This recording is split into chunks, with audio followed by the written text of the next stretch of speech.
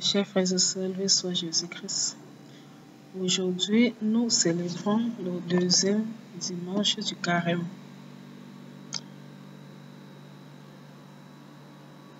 Et à l'occasion du deuxième dimanche du carême, nous allons d'abord lire les textes du jour comme annoncé et nous ferons aussi un commentaire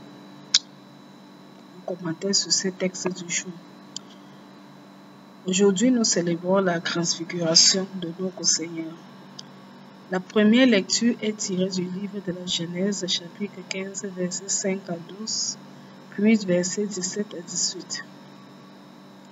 En ces jours-là, le Seigneur parlait à Abraham dans une vision. Il le fit sortir et lui dit, « Regarde le ciel et compte les étoiles si tu le peux. » Et il déclara, « Telle sera ta descendance. » Abraham eut foi dans le Seigneur, et le Seigneur estima qu'il était juste. Puis il dit, « Je suis le Seigneur qui t'a fait sortir d'Our en Chaldée pour te donner ce pays en héritage. » Abraham répondit, « Seigneur mon Dieu, comment vais-je savoir que je l'ai en héritage? » Le Seigneur lui répondit, « Prends-moi une génisse de 3 ans, une chèvre de 3 ans, un bélier de 3 ans, une tourterelle et une jeune colombe. » Abraham prit tous ces animaux, les partagea en deux, et plaça chaque moitié en face de l'autre. Mais il ne partagea pas les oiseaux. Comme les rapaces descendaient sur les cadavres, Abraham les chassa. Au coucher du soleil, un sommeil mystérieux tomba sur Abraham. Une sombre et profonde frayeur tomba sur lui. Après le coucher du soleil, il y eut des ténèbres épaisses. Alors un brasier fumant et une torche enflammée passaient entre les morceaux d'animaux. Ce jour-là, le Seigneur conclut une alliance avec Abraham en ces termes. À ta descendance, je donne le pays que voici, depuis le torrent d'Égypte jusqu'au grand fleuve l'Euphrate. Parole du Seigneur, nous rendons grâce à Dieu. Le psaume 26. Le Seigneur est ma lumière et mon salut. Le Seigneur est ma lumière et mon salut. De qui aurais-je crainte? Le Seigneur est le rempart de ma vie, devant qui tremblerais-je? Le Seigneur est ma lumière et mon salut. Écoute, Seigneur, je t'appelle, pitié, réponds-moi. Mon cœur m'a redit ta parole, cherchez ma face. Le Seigneur est ma lumière et mon salut. C'est ta face, Seigneur, que je cherche. Ne me cache pas ta face. N'écarte pas ton serviteur avec colère. Tu restes mon secours. Le Seigneur est ma lumière et mon salut. J'en suis sûr, je verrai les bontés du Seigneur sur la terre des vivants. Espère le Seigneur, sois fort et prends courage. Espère le Seigneur. Le Seigneur est ma lumière et mon salut. Deuxième lecture. Lecture de la lettre de Saint Paul apôtre aux Philippiens, chapitre 3, verset 17 jusqu'au chapitre 4, verset 1.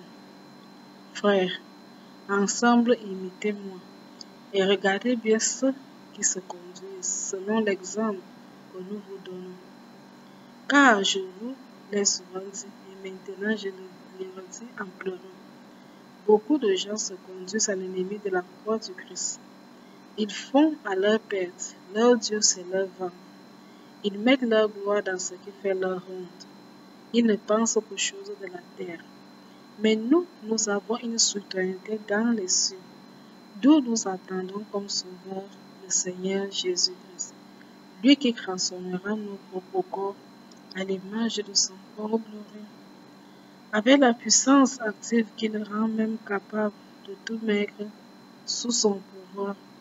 Ainsi, mes frères bien-aimés, pour qui j'ai tant d'affection, vous, ma joie et ma couronne, tenez bon dans le Seigneur, mes bien-aimés. Parole du Seigneur, nous rendons grâce à Dieu.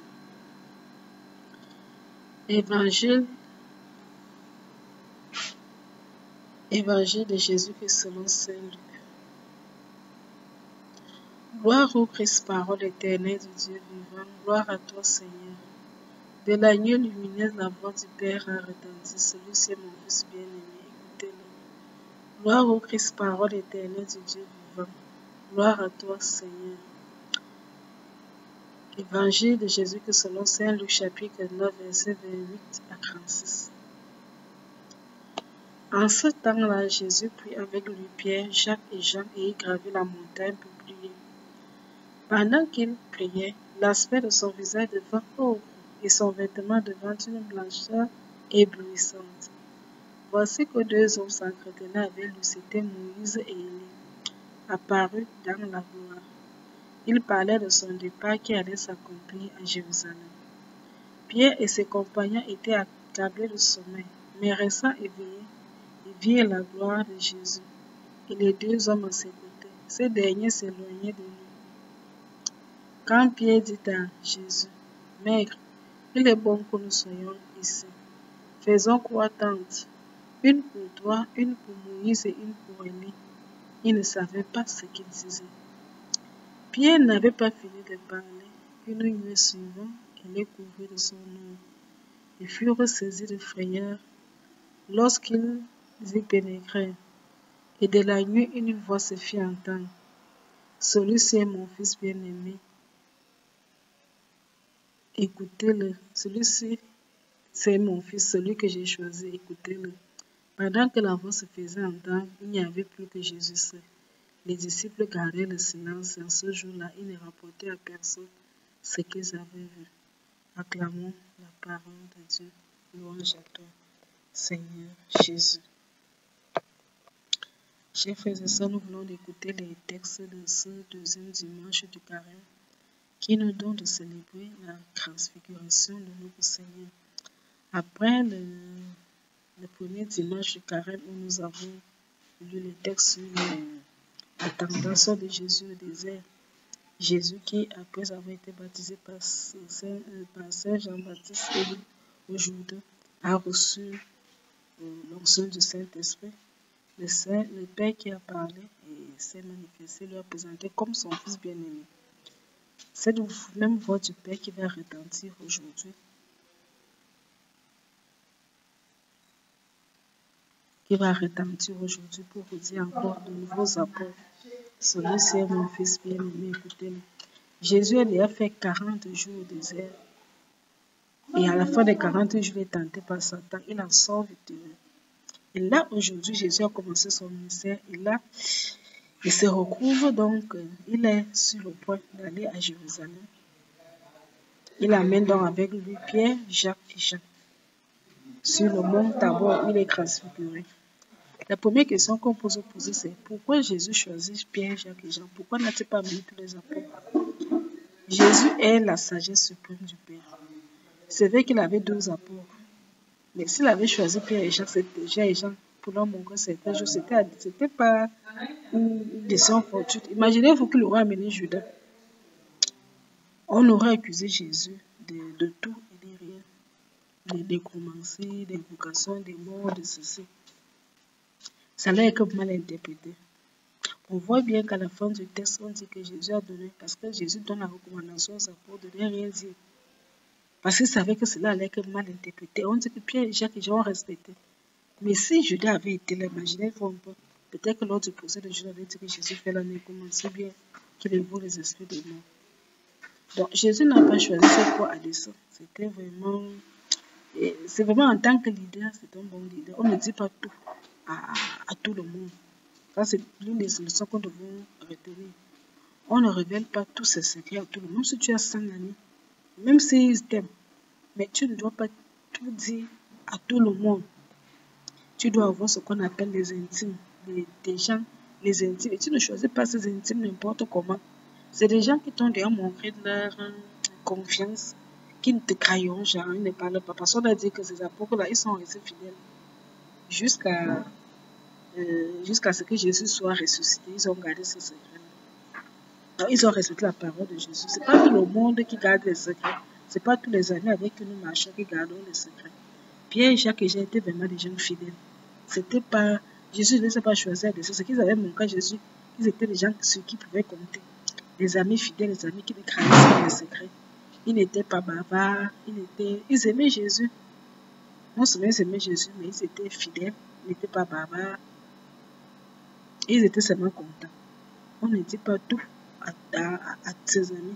Il faut toujours avoir un cercle d'intime. Les gens à qui vraiment tu fais confiance. Tu peux avoir même plusieurs amis, mais tu ne leur dis pas tout. C'est une première leçon que tu dois apprendre de ce que Jésus a fait. Parce que si Jésus avait tout dit, avait montré à tous les 12, alors que parmi les 12, il y avait Judas dedans. Vraiment, imaginez-vous la scène. Peut-être aussi parmi eux, il y avait les barbares. Peut-être parmi eux, il pouvait avoir. Bref, on ne dit pas tout à tout le monde. La deuxième chose aussi qu'on voit, c'est que Dieu, c'est qui tout encore, au moins cette fois-ci, les apôtres peuvent être témoins, puisqu'ils ont entendu la voix. Ils ont vu Moïse et Élie. Moïse, c'est quand on voit Moïse, on voit la loi. Quand on voit Élie, on voit les prophètes. Moïse représente la loi, Élie représente les prophètes. Et qui viennent. Les disciples ayant vu la gloire de Dieu, ces croix-là pouvaient donc aussi. Jésus les préparait déjà à la passion. Parce que si les disciples n'avaient pas vu cela, ça allait un peu très difficile. Donc, la résurrection de Jésus a vraiment lieu quelques jours avant sa passion. Et on voit bien aussi que l'amour de Jésus n'était pas comme un événement qui lui est tombé dessus, il était préparé, puisqu'on nous dit que Moïse et Élie sont venus parler de Jésus de son départ qui allait lui ouvrir Jérusalem. Donc, quand tu es un enfant de Dieu et que tu vis vraiment sur le chemin de Dieu, ta amour ne te surprendra pas, puisque Dieu t'avertira toujours d'une manière ou d'une autre. Certaines personnes avant de mourir voient les saints, d'autres voient des anges, d'autres voient leurs défunts. Si tu as vu un sang particulier avec des personnes, ou alors le Seigneur qui t'apparaît ou la Vierge, il y a des gens qui ont la grâce, il y a des gens qui, un mois avant leur mort, connaissaient les gens qui vont mourir, connaissaient les gens. Ici, Moïse et Élie parlaient avec Jésus de sa mort, ils avaient parlé déjà de sa mort. Donc, Jésus savait déjà qu'il pas à Jérusalem, il allait mourir. Et il avait les Moïse, Jésus qui parlait. Il savait déjà en tant que Dieu, mais il y avait encore les Moïse qui venaient encore de parler de ça, pour qu'il se prépare encore mieux à affronter cette épreuve. Dans la première lecture d'aujourd'hui, nous avons vu Dieu qui a conclu une alliance avec Abraham. Au moment où Dieu conclut l'alliance avec Abraham, il lui promet une terre promise. Abraham n'a pas d'enfant. Si tu dis à un homme qui n'a que tu lui donnes terre en héritage, à un homme qui est déjà âgé, sa femme est déjà âgée, il est vieux. On peut dire un homme de troisième âge qui n'a pas d'enfant, qui nous tue à terre promise. C'est comme une folie, mais on nous dit qu'Abraham a eu la foi. On peut dire qu'aujourd'hui, c'est qu'Abraham, nous célébrons Dieu qui est lumière du monde. Mais ensuite, nous célébrons la foi d'Abraham. Abraham est jamais présenté comme le père de la foi. Abraham, sans avoir d'avant, a eu foi. On peut me dire concrètement à Sarah qui doutait, mais lui, il a eu foi. D'ailleurs, Dieu changera finalement son nom d'Abraham qui était signifié père d'un peuple à Abraham qui signifie père d'un peuple nombreux. Père d'un peuple nombreux. Abraham, c'est l'homme de la foi, c'est-à-dire il a cru à la promesse de Dieu. Sans avoir même vu le ciel et sans descendant, mais il a vu. Le Seigneur lui a dit qu'il lui donnait une descendance aussi nombreuse que les étoiles. Aujourd'hui, c'est ça que cette promesse s'est accomplie. Abraham n'a vu que avec Sarah, Isaac, avec Agar, il avait Ismaël. Regardez les peuples qui sont nés derrière cela. Les peuples des Juifs, rien que les peuples des Juifs, même l'enfant petit, sont nés, sont nombreux, sont puissants. Dieu a donné la promesse, mais Abraham a eu la foi. Est-ce que nous aussi avons la foi en Dieu quand il nous fait des promesses qu'il n'y a aucun signe? Si Dieu te dit aujourd'hui que je ne sais pas, je vais te faire partir, c'est pas aux États-Unis, pour prendre un exemple, et qu'il n'y a aucun signe, tu n'as même pas ni l'argent pour les billets d'avion, ni les visas, tu vois comment ça va se passer. En fait, ça nous appelle à la foi, avoir confiance en Dieu. Quand Dieu te dit quelque chose, ça se réalisera à son temps, pas à ton temps, mais au temps voulu par Dieu. Dans Abraham, appuyons-nous sur la foi d'Abraham pour dire, ayons aussi confiance en Dieu. C'est la même foi dont parle Saint Paul dans sa lettre aux Philippiens. Il dit que nous, les chrétiens, nous savons que nous allons ressusciter. Donc, même si nous allons mourir, nous ressuscitons. C'est cette foi qui nous amène à avoir confiance en Dieu. Même si je meurs aujourd'hui, j'ai une foi que je ressusciterai. Et quand je vais ressusciter, ce ne sera pas avec le même corps qu'aujourd'hui. Ce sera avec un corps glorieux comme le corps de notre Seigneur. C'est cette foi-là qui nous amène. Nous avons espoir, nous croyons.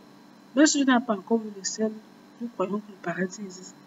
Nous croyons que Dieu existe. Même si on n'a pas vu le ciel, nous croyons que Dieu va nous ressusciter. C'est ça. La foi, c'est de croire à des choses qu'on n'a pas encore vues. Croire à des choses qu'on espère, on n'a pas encore vu. Une personne qu'on a vu le ciel, ou bien, mais nous savons que le ciel existe. Et nous savons que nous allons ressusciter un jour. que cette foi-là doit nous animer durant ce deuxième dimanche du carême. Je vous souhaite une bonne journée, que le Seigneur vous bénisse tout au long de cette semaine, surtout pour que vous puissiez tenir dans vos efforts de carême. Je vous retrouve donc dimanche prochain pour les lectures de la semaine ainsi qu'un petit enseignement sur cette thème. À très bientôt et que Dieu vous bénisse abondamment. En tout, Jésus-Christ.